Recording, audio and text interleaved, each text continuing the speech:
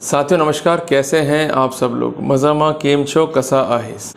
आज के अध्याय में हम एक ऐसा स्टोरी जो है सुनने जा रहे हैं, समझने जा रहे हैं, जहां पर ना केवल कार्रवाई हुई लोक सेवकों पे।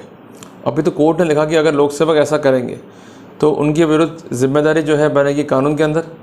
तो पूरा मामला क्या है जहाँ पर इतना बड़ा ऐतिहासिक कदम जो है कोर्ट को लेना पड़ा।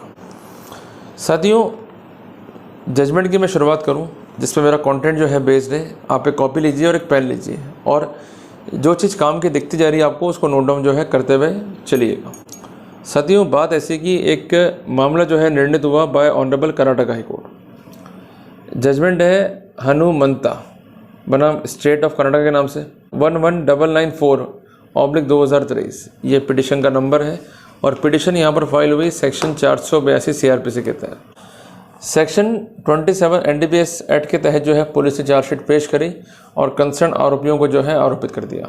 उन्होंने जो है प्रसंज्ञान की स्टेज पर बहस करी, पर कोर्ट ने प्रसंज्ञान लेकर प्रोसीड कर दिया आगे। प्रसंज्ञान को उन्होंने चैलेंज किया और अल्टीमेटली मामला पहुंचा हाई कोर्ट के अंदर। यहाँ पर जो परिवादी है या कंप्लेनेंट है, basically he is a police officer. उसका कहना ये था कि जो कंसर्न पिटिशनर हैं इनके पास से गांजा मिला और ये गांजा जो है ये कंज्यूम कर रहे थे और ये कॉलेज में जो है पढ़ रहे थे तत्समय, जो कि जुरिडिक्शन में था हमारे कंसर्न PS के। जब इनके बारे में सूचना मुझे मिलती है तो मैं इमीडिएटली जो है रश करता हूँ towards the spot by taking the necessary permission और अल्टीमेटली इन लोगों का मैं ब्लड सैंपल लेता हूँ, इसको जाँच के लिए भेजता हूँ। यद्यपि ये बात सही है कि FSL में इनके ब्लड में कोई भी गांजा नहीं मिला, परंतु इसके बावजूद भी जब इनसे मुझे गांजा मिला है तो ये जिम्मेदार हैं और ऐसी स्थिति में कार्रवाई की जो है ग्राउंड बनते हैं। इन लोगों के विरुद्ध सख्त कानूनी कार्रवाई हुई। ये लोग चार्जशीट हुए, मजिस्ट्रेट ने प्रसंज्ञान ले लिया। अल्टीमेटली इनको अनॉयंस जो है फेस करना पड़ा। ये लोग जो है मैटर लेके पहुंच गए हाई कोर्ट में।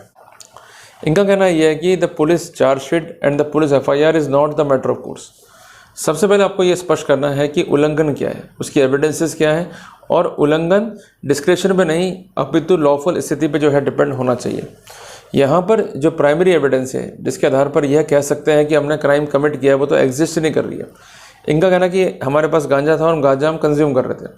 हमारा ब्लड सैंपल लिया गया, ब्लड सैंपल FSL जाँच के लिए गया और जाँच में क्या आया कि नो गांजा और any contraband found in the blood sample of concern culprits. FSL negative है तो चार्जशीट क्यों। इनका कहना है कि ऐसा करने से न केवल हमारा कैरियर बर्बाद हुआ, अपितु जो हमारे पास गोल्डन अपॉर्चुनिटी थी अपने भविष्य को सुरक्षित रखने की, उसको ब्लॉसम करने की, वो सब जो है छीन ली पुलिस ने एक झूठी चार्जशीट या झूठी FIR करके।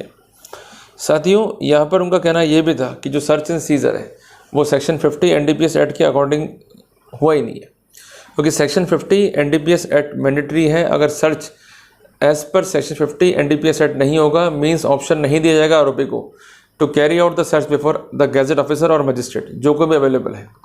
तो ऐसी स्थिति में जो अक्यूज के राइट्स हैं उसको प्रिजुडाइज करने में, उसको अफेक्ट करने में कोई भी कमी जो है प्रोसिक्यूशन वहाँ नहीं छोड़ रहा है।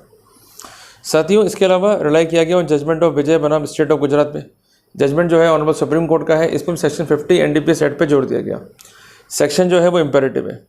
और इसके अलावा जो ये जजमेंट है ये साइट हुआ है 2011 वॉल्यूम 1 SCC पेज 609 के रूप में, और इसमें लिखा गया है कि सेक्शन 50 जो है NDPS एक्ट का इम्पेरेटिव है। यद्यपि ये ट्रायल को विशिएट नहीं करता, पर इसकी कंप्लाइंस जो है अगर नहीं हो पाई तो ऐसे सिनेरियो में जो रिकवरी की एविडेंसेस हैं दे आर विशिएटेड, और ऐसे सिनेरियो में कन्विक्शंस को जो है ईजिली इम्पोज नहीं किया जा सकता। यही भी जो है रिट्रीव हुआ 2018 में भी एक जजमेंट है ऑनरेबल सुप्रीम कोर्ट का, mister A Khan versus state of Uttarakhand 2018 volume 18 SCC page 380 कि ये प्रोविजन जो है मैंडेटरी है and they are required to be strictly follow. इसके अलावा राजन कुमार बनाम state of Himachal Pradesh 2023 SCC online Supreme Court page 1262 में भी ये व्यू रिट्रीव किया गया कि ये प्रोविजंस जो है मैंडेटरी हैं और उसको ये ऑप्शन देना पड़ेगा, और अगर वो ये ऑप्शन त्यागता है तो इससे राइटिंग में जो है लेना होगा। और सबसे इम्पोर्टेंट बात, कोशिश यही करें कि नियरेस्ट मजिस्ट्रेट के जो है समक्ष ले जाएं ताकि सर्च जो है वो प्रॉपर्ली कॉन्डक्ट हो सके। और कॉन्ट्राबैंड अगर रिकवर होगा इन प्रेजेंस ऑफ मजिस्ट्रेट तो वहाँ पर आप निश्चित तौर पर अग्रिम कार्रवाई कर सकते हैं, पर जब तक आप इंसेप्शन पे कंप्लाइंसेस नहीं करते हैं तो वहाँ पर प्रोसीडिंग बैड इन लॉ है और प्रोसेस का जो है अब्यूज़ है। साथियों, कोर्ट ने स्पष्ट किया कि बर्डन जो है प्रोसिक्यूशन पे है to prove the case. Even though there is a presumption, पर तब भी प्रोसिक्यूशन को जो है केस को प्रूव करना होगा। और सबसे इंपॉर्टेंट सीडी है प्रूव करने की कि जो भी प्रोसीडिंग आपने अडॉप्ट करी है it is as per law. अगर प्रोसीडिंग एज पर लॉ नहीं है, प्रोसीडिंग को आप विस्टेट कर रहे हैं, नॉन कंप्लाइंसेस कर रहे हैं, तो ऐसी स्थिति में जिम्मेदारी जो है वहाँ बन जाएगी। साथियों यहाँ पर गांजा जो है रिकवर हुआ, और गांजा जो रिकवर्ड है वो फॉरेंसिक के लिए गया नहीं। ब्लड सैंपल जिसके कॉन्टेक्स्ट में आरोप था कि ये लोग गांजा का सेवन कर रहे हैं, वो जो कंसर्न ब्लड सैंपल है वो फॉरेंसिक में गए और रिपोर्ट क्या है कि कॉन्ट्राबैंड नहीं मिला, गांजा नहीं मिला। सेक्शन 50 एनडीपीएस एक्ट का कंप्लाई भी नहीं हुआ है। इसके अलावा एक सेक्शन 52A है एनडीपीएस एक्ट का कि जो भी सैंपल ड्रॉ होंगे बिफोर द मजिस्ट्रेट, उस स्नैरियो में उसकी अलग से लिस्ट बनेगी और उस लिस्ट को भी कंसर्न मजिस्ट्रेट जो है वो करेगा ऑथेंटिकेट। और ये व्यू जो है रिट्रीव हुआ है इन जजमेंट ऑफ यूसुफ बनाम स्टेट। इसका साइटेशन है 2023 SCC online, Supreme Court page 1328। तो साथियों कुल मिला के कोर्ट ने लिखा कि जो कॉन्ट्राबैंड रिकवर्ड है उसकी लिस्ट तो बन गई, पर जो सैंपल्स से उन कॉन्ट्राबैंड के उसकी लिस्ट अलग से नहीं है, तो सेक्शन 52A एनडीपीएस एक्ट का जो है उल्लंघन दिखाई देता है। तो कुल मिला के जो कंसर्न ऑफिशियल है मीन्स इन्वेस्टिगेटिंग अथॉरिटी SHO, वो इन्वेंट्री तैयार करेगा। Inventory must be in consonance in term of quantity, quality, mode of packing and identification mark. और इसके अलावा जो मजिस्ट्रेट है उसको जब दी जाएगी अर्जी, तो उस कॉन्टेक्स्ट में जो सैंपल ड्रॉ हो रहे हैं उसका प्रॉपर लिस्ट जो है बनाया जाएगा और उसको प्रॉपरली जो है मेंटेन किया जाएगा। यहाँ पर ना तो कंप्लाइंसेस है ना प्रोसिक्यूशन लॉफुल है, और अल्टीमेटली इस झूठे प्रोसिक्यूशन से एक लंबा टाइम जो है बर्बाद हुआ उन स्टूडेंट्स का जिनका एक कैरियर जो है इन लोगों ने बर्बाद कर दिया। तो कोर्ट ने ना केवल प्रोसीडिंग को रद्द किया on ground of non compliance of legal provision, अपितु जो कंसर्न अथॉरिटी थी उनके विरुद्ध डिपार्टमेंटल एक्शन के ऑर्डर कर दिए और कंसर्न DG को ये डायरेक्शन दिए कि आप इसकी कंप्लाइंस विद करते हुए डिपार्टमेंटल एक्शंस लेते हुए इस कोर्ट को जो है एज सुन एज पॉसिबल जो है इन्फॉर्म करेंगे। तो साथियों ये फैसला जो है हमें सिखाता है 5 बातें।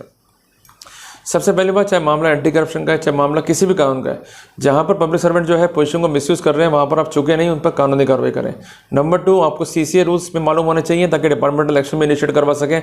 नंबर 3, आप ये देखिए कि जो एविडेंस कलेक्ट हो रही है वो एज पर लॉ है या नहीं है। चौथी बात, आप प्रॉपर स्क्रूटनी कीजिए, प्रॉपर जो है ब्रीफ एनालिसिस कीजिए। और पांचवी बात, जो भी वर्कआउट करते हुए आ रहे हैं उस कंडीशन में क्या क्या इंक्रिमिनेशन है, क्या क्या कनेक्टिंग एविडेंस, इस पे हमें जो है काम करना है। क्लियर हो गया? तो there is no need to worry, simply we have to work out so that we could get the optimum result from the court of law.